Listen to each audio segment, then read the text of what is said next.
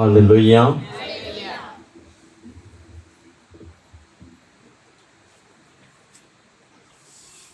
Praise the Lord.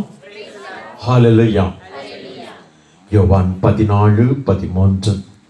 யோவான் 14:13. நீங்கள் என் பெயரால் எதையெல்லாம் கேட்பீர்களோ அதையெல்லாம் நான் உங்களுக்கு செய்வேன். நீங்கள் என் பெயரால் கேட்பதையெல்லாம் நான் செய்வேன் என்று ஆண்டவர் சொல்லுகிறார். யோவான் 14:14. நீங்கள் என் பெயரால் எதை கேட்டாலும் செய்வேன். ஆண்டவர் இயேசு என்ன சொல்றாரு? நீங்கள் என் பெயரால் எதை கேட்டாலும் செய்வேன் என்று ஆண்டவர் சொல்லுகின்றார். ஆக ஆண்டவர் நம்ம கேட்கிற பொழுது ஏதோ இல்லை என்று தன்னுடைய பிள்ளைகளுக்கு அவர் சொல்லுவதே கிடையாது. லூக்கா 11:9. லூக்கா 11:9. கேளுங்கள், உங்களுக்கு கொடுக்கப்படும், தேடுங்கள், கண்டடைவு, தட்டுங்கள், உங்களுக்கு திறக்கப்படும் என சொல்லுகின்றார். ஆண்டவர் தொடர்ந்து பார்த்தீங்கன்னா ஒரு நிகழ்ச்சி சொல்லுவாரு. ஒருவருடைய வீட்டுக்கு நண்பர் ஒருவர் வந்துட்டாரு நள்ளிரவுல. அவருக்கு கொடுக்கறதுக்கு ஒன்றுமே இல்லை. அப்பொழுது என்ன செய்கிறாரு? பக்கத்து வீட்டு தன் நண்பன் வீட்டு போய் நள்ளிரவுல கதவை தட்டுவார். பார்த்தீங்கன்னா அவர் என்ன சொல்லுவாரு? நானு கதவையெல்லாம் சாத்திட்டேனப்பா, படுத்துங்கிட்டு இருக்கிறேன், பிள்ளைகளோட படுத்துங்கி எழுந்து கொடுக்க முடியாது மறுப்பார். பார்த்தீங்கன்னா ஆனா விடாப்பிடியா அவர் தட்டிட்டே இருக்கிற பொழுது அவர் எழுந்திருத்து அவருக்கு வேணுங்கிற அப்பங்களை கொடுக்கின்றான். Praise the Lord. ஹல்லேலூயா. அப்ப இந்த நிகழ்ச்சி பாருங்க, தொடர்ந்து கேட்கிற பிள்ளைகளானது பெற்றுக்கொள்ளுகின்றார்கள். கடவுள் தன் பிள்ளைகளுக்கு இல்லை என சொல்லுவதை இல்லை. நீங்கள் என் பெயரால் கேட்பதையெல்லாம் நான் செய்வேன் அன்று சொல்லுகிற. கேட்டு பாருங்க, நிச்சயமா நடக்கும். ஒரு சில நாட்களுக்கு இப்ப நிகழ்ச்சி பக்கமா நடந்த ஒரு நிகழ்ச்சி உங்களுக்கு சொல்லுகிறேன். பார்த்தீங்கன்னா இரவு ஒரு 9:30 9:45 மணி ஆயிடுச்சு. பார்த்தீங்கன்னா தூங்குற வேலை. அந்த சமயத்தில் நான் ஆஃபீஸ் ரூமில் போய் உட்காந்துட்டு ஏதோ கொஞ்சம் எழுதிட்டு தேலான்னு எழுந்துட்டு இருந்தேன். திடீர்னு ஒரு வவ்வால் பெருசு வந்துச்சு. அப்போ என்ன பண்றதுன்னு தெரியல. துரத்தி பார்த்தா போகிற மாதிரி இல்லை. பார்த்தீங்கன்னா அதனால ஒரு பெரிய குச்சி எடுத்து வந்துட்டு அடிக்கலாம்ட்டு அடிச்ச பார்த்துங்க, கதவு அந்த ஃபோர்ஸ்ல கதவை சாத்திட்டேன். பட்டுன்னு கதவை பட்டுன்னு அடிச்சு பாருங்க, அந்த லாக்கு கட் ஆயிடுச்சு. இப்ப நல்ல தூங்குற வேலையில நான் இங்க ஆபீஸுக்கு மாட்டிட்டேன். வெளியே எங்கேயும் போக முடியாது. பார்த்தீங்கன்னா அப்போ என்ன பண்றது? ஒன்றும் பண்ண முடியல. பார்த்தீங்கன்னா அப்போ ஃபோன் அடிச்சு கிச்சன்ல இருக்கவங்க எழுப்பி ஏதாவது டோர் உடைக்கும்னா அவங்கனாலே உடைக்க முடியலப்பா, ஒன்றும் பண்ண முடியலைங்கிறாங்க. என்ன பண்றதுன்னு தெரியல. அப்புறம் கொஞ்சம் ஒரு நிமிஷம் முழங்கால் படிக்கிட்டு ஏசு நாமத்தெல்லாம், ஏசப்பா இந்த வசனத்தான் அன்னைக்கு வந்தது. பார்த்தீங்கன்னா முழங்கால் படிக்கிட்டு செவிச்சுட்டு எதை கேட்டாலும் செய்வேன்னு தானே சொல்லியிருக்கீங்க. காலையில வாசமா கொடுத்துருக்கேன். இந்த வேலையில எனக்கு இந்த டோரை கதவை எப்படியாவது ஓப்பன் பண்ணி கொடுங்க அப்படி என்று செஞ்சு விட்டுட்டு ஏசு ரத்தம் செயின் பிடிச்சு அந்த லாக்க பிடிச்சி இந்த கைப்பிடி பிடிச்சி இழுத்தம் பாருங்க, கையோட வந்துருச்சு. Praise the Lord. ஹல்லேலூயா. அவ்வளவு நேரம் போட்டு நான் தட்டி பார்த்து இது பண்ண வரல. ஆனா பிடிச்ச உடனே கையோட கைப்பிடியோட வந்துருச்சு. பாத்தீங்கன்னா அப்ப பாத்தீங்கன்னா ஒரு நாக்கு நீளமா ஒண்ணு நீட்டிட்டு இருந்தது. அப்ப பாத்தீங்கன்னா இந்த கட்டிங் பிளேட் இருந்தது. பாத்தீங்கன்னா அதை வச்சு நான் அதை வச்சு திருவண்ணம் பாருங்க, அப்படியே கண்டு வந்துருச்சு எல்லாமே. பாத்தீங்கன்னா டோர் ஓப்பன் ஆயிருச்சு. Praise the Lord. ஹல்லேலூயா. இரவு எப்படி தூங்குறேன்னு கதி கலங்கி போயிருந்தேன். ஆனா ஆண்டவர் சின்ன ஒரு அற்பகாரி பாருங்க, கேட்ட உடனேயே தன் பிள்ளைக்கு கொடுக்கின்றவராக இருக்கின்றான். இப்போ வரப்பொழுது கூட பார்த்தீங்கன்னா ஒரு அம்மா நம்ம ஏசப்பா பொழுந்தாங்க. நான் இப்படி பூசைக்கு போவேன்னு தெரியாது இருந்தேன், ஆனா நீங்களை கூட்டிட்டு வந்துட்டாரு கடவுள். பார்த்தீங்களா உங்க வண்டியில் நான் வரேன் அப்படி என்று சொன்னாங்க. பார்த்தீங்கன்னா அதை கேட்கிற பிள்ளைகள் தன் பிள்ளைகள் கேட்டா இல்லை என்று கடவுள் ஒருபோது சொல்லுவதே கிடையாது. Price the Lord. ஆனா நான் எத்தனை சனிக்கிழமை நான் கோயிலுக்கு வந்துட்டு இருக்கிறீங்க தானே? பார்த்தீங்கன்னா ஏன் எத்தனை சனிக்கிழமை நான் மாதா திருத்தலத்துக்கு போறேன். எத்தனையோ அந்தோனியார் திருத்தலம், மாதா திருத்தலம், வேளாங்கண்ணி என்று எல்லா பக்கம் போயிட்டு இருக்கிறேன். 7 வாரம் 9 வாரம் 13 வாரம் நம்ம நாட்களை எல்லாம் எடுத்துட்டு இருக்கிறேன். ஆனா எனக்கு மட்டும் ஒன்றுமே நடக்க மாட்டேங்கிறத. நானும் எத்தனை மாசமா செவிச்சுட்டு இருக்கிறேன். என் பிள்ளைக்கு கல்யாணம் ஆக வேண்டும் என்று மாசக்கணக்கா செவிக்கிறேன். ஒன்னும் நடக்க மாட்டேங்கிறத. யாராரையோ சாட்சி சொல்றாங்க, என்னென்னமோ நடக்குதுங்கிறாங்க. எனக்கு ஒன்று நடக்க மாட்டேங்குதுன்னு இருக்கிறீங்க தானே? Praise the Lord. ஹல்லேலூயா. ஏன் எனக்கு மட்டும் எனக்கு கேட்பது எனக்கு மட்டும் நடக்க மாட்டேன் என்றால் யாருக்கு நடக்கும்? யாருக்கு நடக்கும்னா தூய உள்ளத்தோடு செபிக்கின்றவளுக்கு நடக்கும். இரண்டாவது தாழ்ச்சி நிறைந்த இதயத்தோடு செபிக்கிறவளுக்கு நடக்கும். மூன்றாவது நன்றி நிறைந்த இதயமானது இருக்க வேண்டும். ஒரு ஜெபம் நாம கேட்கின்ற பொழுது பாத்தீங்கன்னா தூய்மையோடு தாழ்ச்சியோடு நன்றி நிறைந்த இதயத்தோடு ஜெபங்களை ஏறெடுக்கிற பொழுது நம்முடைய ஜெபங்களுக்கு இறங்குகின்ற தேவனாக நமது ஆண்டவர் இருக்கின்றார். பிரியமானவர்களை, தூய உள்ளம் மத்தேயு 5:8 என்று சொல்லுகிறது, தூய உள்ளத்தோர் பேறு பெற்றோர், ஏனெனில் அவர்கள் கடவுளை காண்பார்கள். Price the Lord. தூய உள்ளத்தோ பேறு பெற்றோர் அவர்கள் கடவுளை காண்பார்கள். யார்? பரிசுத்தவான்கள் கடவுளை காணுகின்றார்கள், நீதிமான்கள் கடவுளை காணுகின்றார்கள். திருப்பாடல் 15 பார்க்கின்றோம், ஆண்டவரே உம்முடைய கூடாரத்து தங்கிட தகுதியுள்ளவர் யார்? உமது திருமலையில் குடியிருக்கின்றவர் யார்? மாசற்றவராக நடக்கின்றவர், நேரியவற்றை செய்கின்றவர், உண்மை பேசுகிறவர், புறங்கூதாதவர், தீமை செய்யாதவர், பழித்துரையாதவர், வாக்குறுதியை மீறாதவர், வட்டிக்கு கொடாதவர், கையூட்டு வாங்காதவர். இவர்கள் தான் உம்முடைய திருத்தலத்திலே நிற்க முடியும் என திருப்பாடல் ஆசிரியர் சொல்லுகிறார். ஆண்டவரே உம்முடைய திருக்கூடாரத்து தங்கிட தகுதியுள்ளவர் யார்? உம்முடைய திருமலைகளை குடியிருக்கின்றவர் யார்? மாசற்றவராக நடக்கின்றவர், நேரியவற்றை செய்கிறவர், உண்மை பேசுகிறவர், புறங்கூறாதவர், தீமை செய்யாதவர், பழித்துரையாதவர், வாக்குறுதியை மீறாதவர், வட்டிக்கு கொடாதவர், கையூட்டு வாங்காதவர். என்னமாக பார்க்கின்றோம் பிரியமானவர்களே, தூய உள்ளத்துக்கு எதிராக திருத்தூதர் பவுல் சொல்லுகின்ற கலாத்தியருக்கு எழுதிய திருமுகம் 5ஆம் அதிகாரம் 19-20 வசனத்திலே, ஊனைய செயல் உங்கள் யாவருக்கு தெளிவாக தெரியும். அவை பரத்தமை, கெட்ட நடத்தை, காமவெறி, சிலை வழிபாடு, பிள்ளை சுனைய, பகமை, சண்டை, சச்சரவு, பிரிவினை, சீற்றம், கட்சி மனப்பான்மை, பிரிவினை பிளக்க, அழுக்காறு, குடிவெறி, களியாட்டம். ஆக பாருங்க, தூய இதயத்துக்கு எதிராக இருப்பது கலாத்தியர் 5:19 சொல்லுகிறான். ஆக ஊழிய செயல்கள் அந்த தூய்மைக்கு எதிராக இருக்கின்றன. ஆக இந்த தீய செயல்கள் எல்லாம் குடிகொண்டு இருக்கிற பொழுது ஒருவர் கடவுளோடு ஒன்றித்திருக்க முடியாது. அப்படி என்றால் அந்த தூய உள்ளம் உள்ளவர்கள் தான் கடவுளோடு ஒன்றித்திருக்க முடியும். அதற்குத்தான் பிரியமானவர் இந்த ஒப்புரவு அருட்சாதனம், அந்த நம்மையே தூய்மைப்படுத்துகிற இந்த ஒப்புரவு அருட்சாதனங்கள் வழியாக நம்மையே நாம் தூய்மைப்படுத்தி இந்த ஜெபத்தில் திருப்பலியில பங்கெடுத்து ஒப்பு கொடுக்கிற பொழுதுதான் நம் ஜெபங்கள் கேட்கப்படுகின்றன. Price the Lord. ஹல்லேலூயா. பிரியமான தொடக்கநூலில பார்க்கிறோம் 4ஆம் அதிகாரத்துல யாருடைய காணிக்கையானது ஏற்றுக்கொள்ளப்பட்டது? காயின், ஆபேல் இருவர் அங்கு பலி செலுத்துகிறார்கள். யாருடைய பலியானது கடவுள் ஏற்றுக்கொள்ளுகின்றார்? யாருடைய பலி ஏற்றுக்கொண்டார்?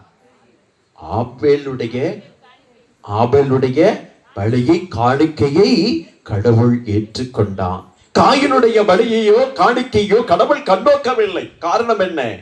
அவன் நல்ல உள்ளத்தோடு காணிக்கை கடவுளுக்கு செலுத்தவில்லை. Praise the Lord. ஹல்லேலூயா. ஆண்டவருக்கு கறந்துட்டு நல்லா தூக்கம் வருது. நல்லா சோரா கறந்துட்டுங்க. ஆண்டவருக்கு கையசிங்க பார்க்கலாம். அழகா எல்லாம் கையசிங்க. ஒரு சிலர் கையில்லையாட்ட கடவுள் கொடுத்த கையை அவர் கசையை கூட நம்ம வெக்கமா இருக்குது. Praise the Lord. ஹல்லேலூயா.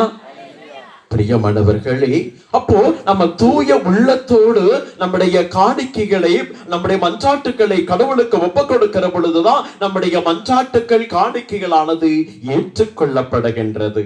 தொடக்க நூலில் 18ஆம் அதிகாரத்திலே பார்க்கிறோம், ஆபிரகாம் தன்னுடைய சகோதரர் லோத்துவுக்காக பரிந்துரை ஜெபத்தை ஏறெடுப்பதை பார்க்கின்றோம்.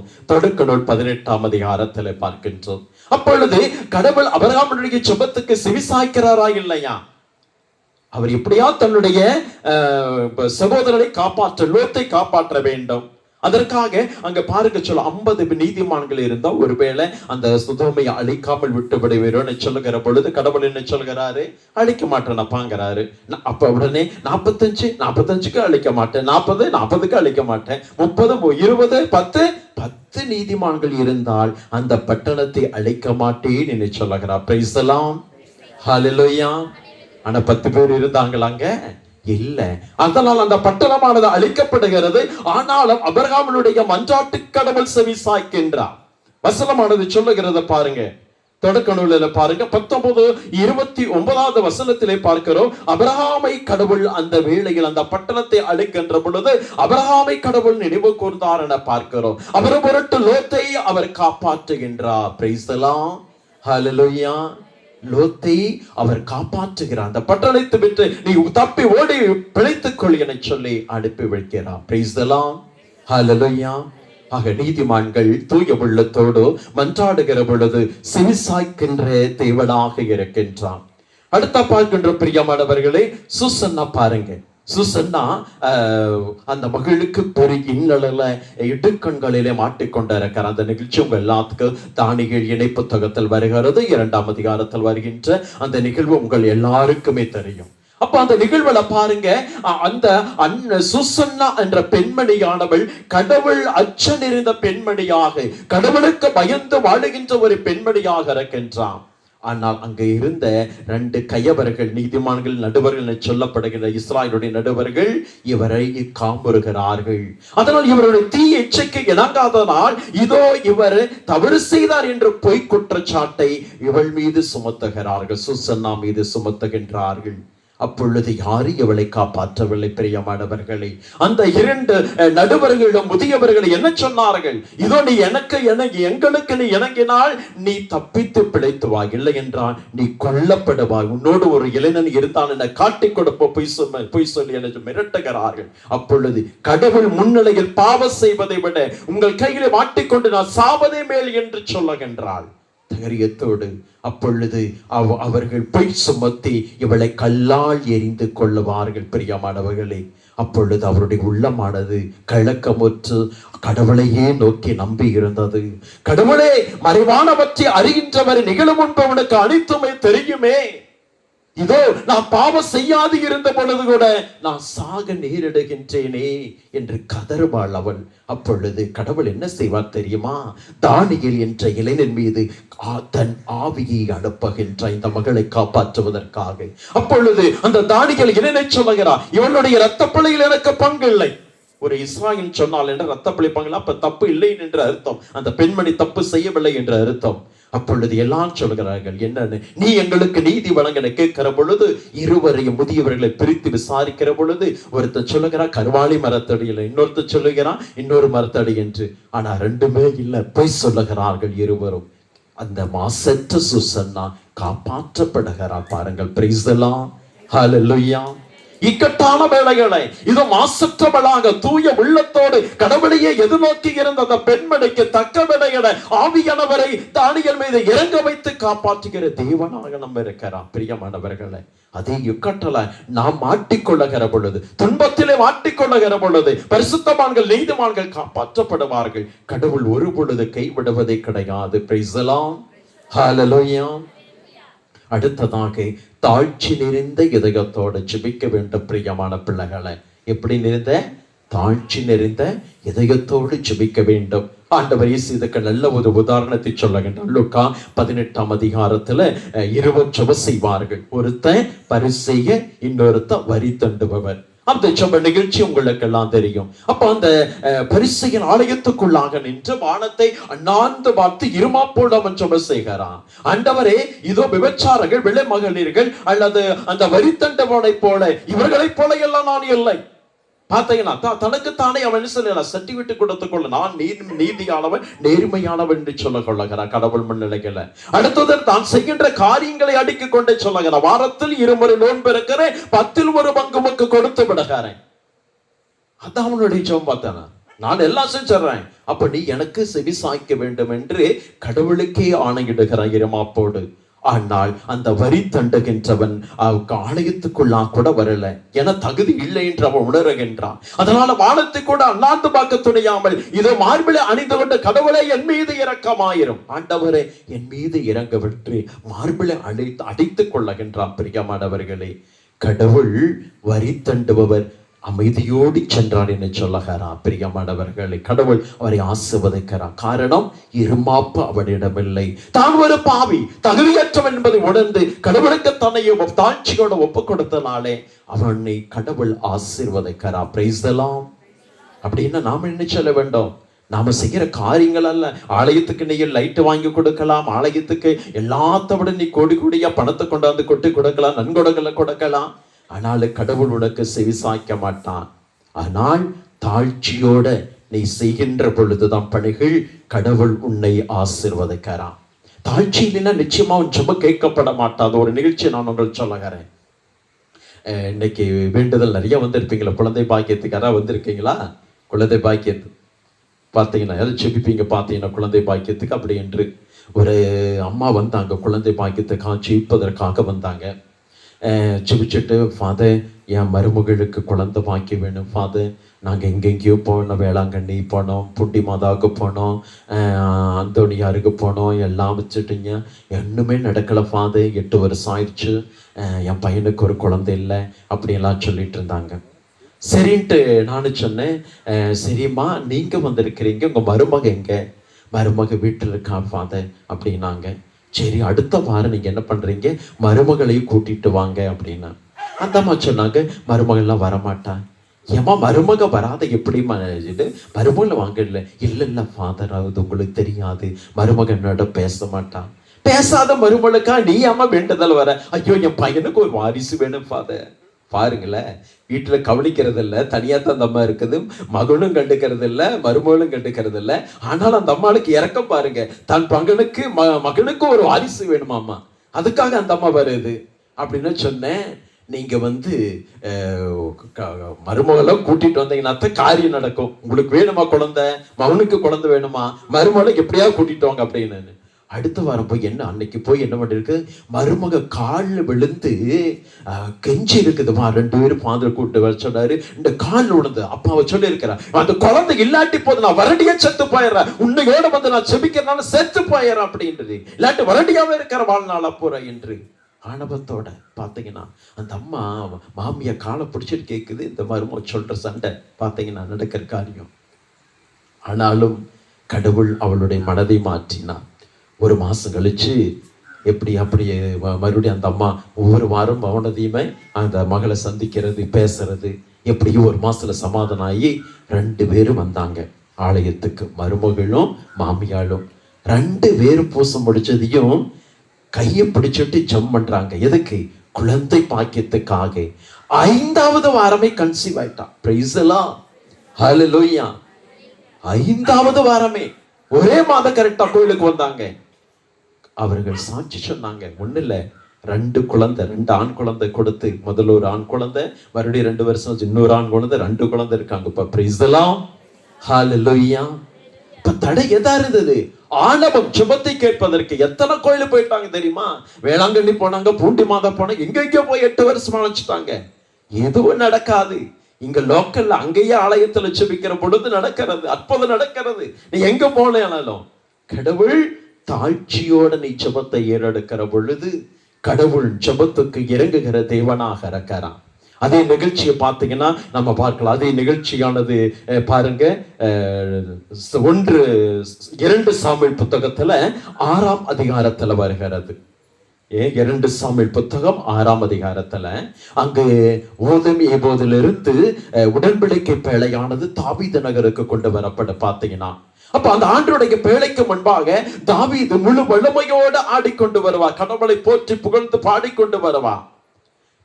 மீகா யாரு? சவுலுடைய மகள், தாவீதுடைய மனைவி.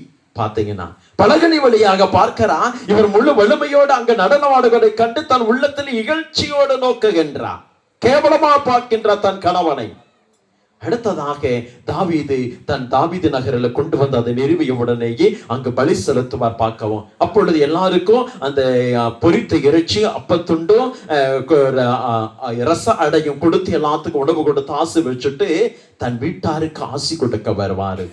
அப்போ இந்த மீகா எதிர்கொண்டு சொல்லுவான், இழிந்தவன் தன் ஆடையை பணிப்பெண்கள் முன்பாக கழட்டுவது போல நீ உன் ஆடையை கழட்டி இன்று அவமானப்படி இவ்வளவு கேவலமா நடந்து கொண்டாயி என்று கேவலமாக திட்டுவாள். பார்த்தீங்கன்னா அப்பொழுது தாவீது சொல்லுவார் தெரியுமா? என்ன சொல்வார் தெரியுமா?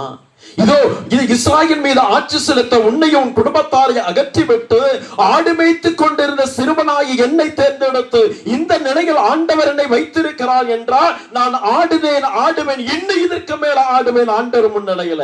நீ என்னடி பண்ணுவ என்று கேட்டான். கடவுள் முன்னிலையில் என்னையே நான் தாழ்த்தி கொள்ளுவேன், என்னைய கடவுள் கடையனாக்கி கொள்ளுவேன் என்று அந்த பதிலை கொடுக்கின்றார். பிரியமானவர்களே, கடவுள் முன்னாடி நான் தூசு திரும்பமானவன், என்னை எடுத்து இப்படி பயன்படுத்துகிறார் என்றால் என்ன கடவுளுக்காக எப்படி வேணாலும் நான் ஆடுவேன் என்று சொல்லுகின்றான். அப்பொழுது மீகாளுக்கு சாகின்ற வரைக்கும் குழந்தையே இல்லை. பிரியமானவர்களை, பிரைஸ் தி லார்ட், ஹல்லேலூயா. ஆணவத்தோடு இருந்த மீகாவுக்கு கடைசி வரை குழந்தை கிடைக்கவில்லை. ஆக தாழ்ச்சியோடு யார் ஜெபங்களை ஏறெடுக்கிறீர்களோ அவர்களுக்கு கடவுள் செவிசாய்க்கின்ற தேவனாக இருக்கிறார். மூன்றாவதாக, நன்றி நிறைந்த இதயத்தோடு நாம் ஜெபங்களை ஏறெடுக்க வேண்டும். 1 தெசலோனிக்கர் 5ஆம் அதிகாரம் 16, 17, 18 வசனங்கள் என்ன சொல்லுகிறது? எப்பொழுதும் சொல்லுங்க, எப்பொழுதும் மகிழ்ச்சியாக இருங்கள், இடைவிடாமல் ஜெபம் செய்யுங்கள், எல்லா சூழ்நிலைகளிலும் நன்றி சொல்லுங்கள். பிரைஸ் தி லார்ட், ஹல்லேலூயா. கடவுளுக்கு எல்லா சூழ்நிலையும் என்ன செய்ய வேண்டும்? நாம நன்றி சொல்லுகின்ற மக்களாக இருக்க வேண்டும். அப்ப பாருங்க, நன்றி சொல்லுகின்ற மக்களுக்கு கடவுள் செவிசாய்க்கிறார். எதா இருந்தாலும் சரி, நன்றி இயேசுவே, நன்றி ஆண்டவரே சொல்லி பாரு. நிச்சயமாக அந்த காரியத்தை குறித்து, எந்த காரியத்தை ஜெபிக்கிறாயோ அந்த காரியத்தை குறித்து நினைத்து கொண்டு நன்றி இயேசுவே, நன்றி இயேசுன்னு சொல்லிக் கொண்டே இருப்பாரு. உடனே அந்த காரிய கை கொடு. Price the Lord, hallelujah. பிரியமானவர்களே, ஒரு அப்ப எப்படி நாம எல்லாத்துக்கும் நன்றி சொல்ல முடியுமா? கடவுள் கொடுத்தா தானே நன்றி சொல்றது. உங்களுக்கு கொடுக்கிறாரு, நீங்க நன்றி சொல்றீங்க. எனக்கு கொடுத்தா தான் நான் நன்றி சொல்லுவேன். நினைக்கலாம்னு நினைக்கிற கூடாதா? அப்படி இல்ல, எல்லாத்துக்கும் கொடுத்துறாரு, நன்றி சொல்லணும். கொடுத்தாலும் கொடுக்காட்டி நன்றி சொல்லணுமா? ஆமா, பிரைஸ் தி லார்ட், ஹல்லேலூயா. அது நடந்தது உண்மையா பாத்தீங்கன்னா, ஒரு அம்மாவுக்கு ஒரு கோயிலுக்கு பக்கத்துல இருக்க நிலத்துக்கு நம்ப ஆசை. ஒரு அம்மாளுக்கு கோயிலுக்கு பக்கத்துல இருக்க நிலத்து மேல நம்ப ஆசை. ஏன்? பக்கத்துல இருந்தா கோயிலுக்கு அடிக்கடி வரலாம், கோயிலுக்குள்ள உதவி செய்யலாம்ட்டு ஒரு அம்மா என்கிட்ட வந்து ஜெபம் பண்ணுங்கன்னு சொன்னாங்க. நானும் ஜெபம் பண்ணா. அந்த நிலத்துக்காரரை பார்த்து 3-4 முறை நாங்க பேசணும். பேசிட்டு விலையெல்லாம் முடிச்சிட்டோம். சதுரடி 20 ரூபாய்க்கு முடிச்சோம். அடுத்து 30 வந்தது, 50 ரூபாய் வரைக்கும் போய் சதுரடி முடிச்சுட்டோம். பார்த்தீங்கன்னா அட்வான்ஸ் பணம் கொடுத்துட்டு கரையும் போன நின்று போச்சு. இந்த அம்மாவுக்கு கோபம் வந்துருச்சு. இந்த கடவுளுக்கு ஏதாவது இரக்கம் இருக்குதா? நான் என்ன சொன்னேன்? பக்கத்துல இருந்தா நான் வந்து கோயிலுக்கு உதவி செய்வேன்னு சொல்லித்தானே நான் அந்த நிலத்தை கேட்டேன். ஆனா கரையத்தை போய் நின்று போச்சே அப்படிங்க ஒரு பெரிய ஆதங்க. கோயிலுக்கு வரமாட்டேன்னு அந்த அம்மா. அப்புறம் நான் சமாதானப்படுத்தி அப்புறமேலு வீட்டு வாங்கம்மா, ஏதாவது நல்லது கத்தாருக்கு வாங்கன்னு கூப்பிட்டு வந்து அப்புறமேலுத்த கோயிலுக்கு வந்து சந்தம்மா பார்த்தீங்கன்னா. ஆனா என்ன நடந்து தெரியுமா? அந்த அம்மா அந்த இடத்துல இல்லப்போ. அந்த அம்மா வந்து திருநெல்வேலிக்காரம்மா. அந்த நிலம் வாங்க ஆசைப்பட்டுச்சு, கடவுள் கொடுக்கல. இப்ப மறுபடியும் திருநெல்வேலியில தான் வீடு கட்டி கொண்டு இருக்காங்க. இப்ப அப்புறமேல அந்த அம்மா சொல்லிச்சு, போன் பண்ணி என்கிட்ட, ஃபாதர் கடவுள் செஞ்சது எல்லாம் நல்லதுதான் ஃபாதர். நான் அந்த நிலம் வாங்கி வீடு கட்டி இருந்தேன்னா என் கடனாளி ஆயிருப்பேன் ஃபாதர். அந்த நிலத்தை வித்திருக்கூட முடியாது. இப்ப கடவுள் ஒரு வீட்டை கொடுத்து என் சொந்த ஊர்ல நிலைவச்சிருக்கான்னு நன்றியோடு சொல்லுச்சு. பிரைஸ் தி லார்ட், ஹல்லேலூயா. கடவுள் திட்டம் என்ன? நான் உங்களுக்கு வைத்திருக்க திட்டம் எனக்கு தெரியும் அன்றோ. எரேமியா 29:11 சொல்லுகிறது, நான் உங்களுக்கு வைத்திருக்க திட்டம் எனக்கு தெரியும் அன்றோ, அவை நம்பிக்கை நல்வாழ்வும் கொடுக்கின்ற நல்வாழ்வுக்கான திட்டங்களை அன்றி கேடு விளைவிப்பதற்கான திட்டங்கள் அல்ல. Price the Lord. கடவுள் தன் திட்டப்படி நடத்துவார். நாம போய் அவர் எதை செய்யணும் சொல்லக்கூடாது. எது தன் பிள்ளைகளுக்கு நல்லதோ அதைத்தான் கடவுள் தன் பிள்ளைகளுக்கு செய்வான். அப்ப நாம என்ன சொல்லணும்? நன்றி இயேசுவே இப்ப சொல்லணும். எல்லா சூழ்நிலைகளிலும் கடவுளுக்கு நன்றி சொல்ல வேண்டும். அப்பொழுது கடவுள் நம்மை ஆசீர்வதிக்கின்றார். Price the Lord, hallelujah. அப்ப இந்த நாள்ல இந்த அன்னையினுடைய திருத்தலத்துக்கு வந்திருக்கின்ற நீங்கள் கடவுள் பெயரால நீங்கள் எதை கேட்டாலும் நான் செய்வேன், என் பெயரால் நீங்கள் எதை கேட்டாலும் செய்வேன் சொல்ல இருக்கிறார். இந்த 3 காரியங்களை செஞ்சீங்கன்னா நிச்சயமா கடவுள் எல்லா காரியத்தையும் செய்வேன். என்ன செய்யணும்? ஒன்று, முதல் காரியம் எப்படி இருக்கணும்? தூய உள்ளத்தோடு இருக்க வேண்டும். இரண்டாவது, தாழ்ச்சி நிறைந்த உள்ளத்தோடு இருக்க வேண்டும். மூன்றாவது, நன்றி நிறைந்த இதயத்தோடு வாழுகிற பிள்ளைகளை கடவுள் நிறைவாக ஆசீர்வதிக்கிறார். கண்களை மூடுவோமா? அன்பின் பரலோக பிதாவே, இதை மதிய பொழுது கலஞ்சிடும் ஸ்தோத்திரிக்கிறோம் ஆண்டவரே. இது இந்த வேளையில அன்னைகளுடைய திருத்தலத்தை குழுமை இருக்கிறோம். இது இந்த பிள்ளைகளை ஆசீர்வதிக்கும்படியாக ஜெபிக்கிறோம். கேளுங்கள் கொடுக்கப்படும் என சொல்ல இருக்கிறேன். என் பெயரால் எதை கேட்டாலும் பெற்றுக்கொள்ள என்று வாக்குறுதி கொடுத்திருக்கிற தேவனை இந்த பிள்ளைகளுடைய மன்றாட்டுகளுக்கு செவிசாயும் ஆண்டவரை. இதோ இந்த ஆண்டவர் இந்த விண்ணப்பங்களை ஆண்டவரை பெற தடையா இருக்கிற எங்களிடம் இருக்கிற எல்லா காரியங்களும் அந்த நாமத்தை அகற்று போவதாக.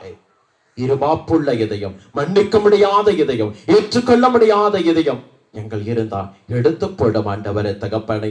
தூய்மையான இதயத்தையும் ஆண்டவரை தாழ்ச்சியிருந்த இதயத்தையும் நன்றிருந்த இடத்தை கொடுத்து எங்களை நீ ஆசீர்வதிக்கும்படியாக எங்கள் ஆண்டவர் இயேசு கிறிஸ்து நாமத்தில் ஒப்புடுத்தி ஜெபிக்கிறோம் பிதாவே, ஆமென்.